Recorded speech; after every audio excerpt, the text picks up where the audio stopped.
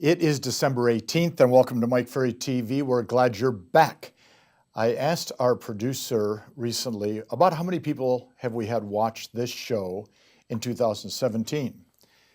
And he looked at me and he said, well, it's been hundreds of thousands of people, or I should say views, have been made, which is exciting.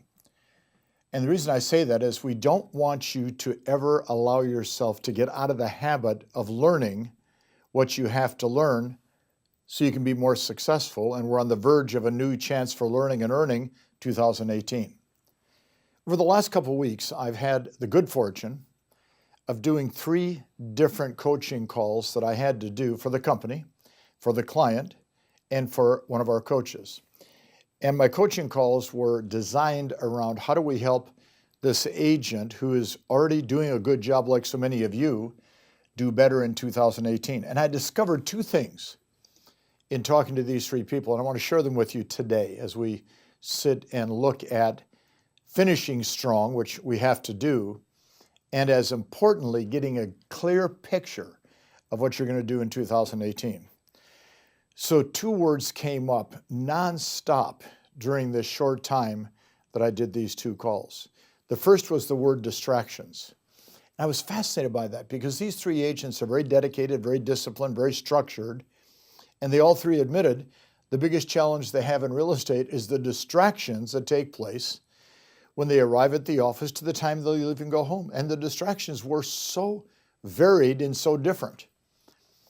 Cell phone rings, text comes out, their computer's on so they get an email, an important message from the title company, mortgage company. A buyer or a seller needs to talk to you right now. The other agent is concerned about something on the transaction.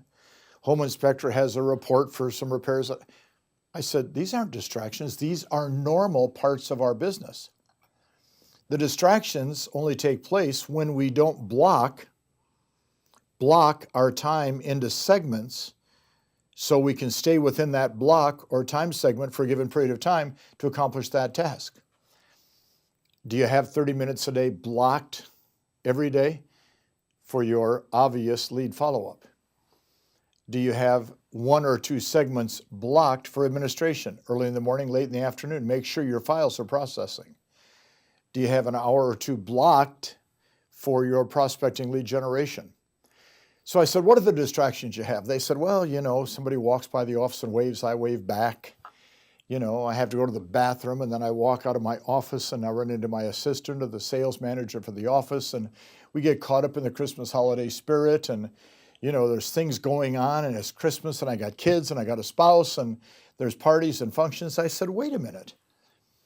If you had a real job, could you allow all those distractions to take you off your path? And they all said no. I said, well, then why don't you treat this as a real job? You're making $700,000-$800,000 a year.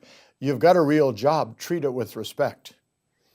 But the second word that came up in all 3 conversations, and it came up all 3 times, complacency.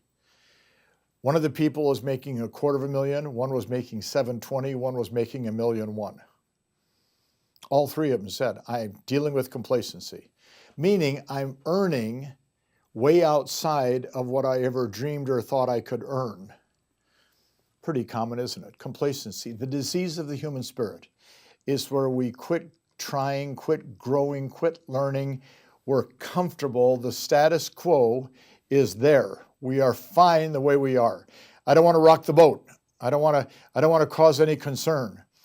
Gosh, if I start doing more, my spouse and my kids will expect it. What if I can't duplicate it? So I'm just going to remain flat. Well, a doctor friend of mine told me one time, when there's a flat line, it means you're dead. Watch, you're dead in terms of productivity when you're complacent. How do we get out of complacency? We have to tighten the schedule, have to find good accountability partners, good role play partners. We have to ask our spouse, here's my schedule, keep me on that schedule. If you see me off it, say to your assistant, I got to stay on the schedule. Give you a copy of your business plan to your sales manager, your broker. Keep me on the schedule. Watch, dangle some carrots in front of yourself. What are the rewards for you at the end of 2018 if you follow your plan and accomplish it? See, the only way we can ever get out of complacency is to start doing some things that make us a little uncomfortable, make us nervous, and get out of that status quo we've been involved in. Well, it's not a long message today, but it's an important message today. Why is it important? Because, guys and gals, listen to me carefully. If we let distractions and complacency into our life at a big level in 2018, we're not going to have the kind of year we want. We want you to have the kind of year you want. Let us help. Let us participate. Let us get involved with your business. Give us a call. We'll do our job. We want you to do yours. See you next week.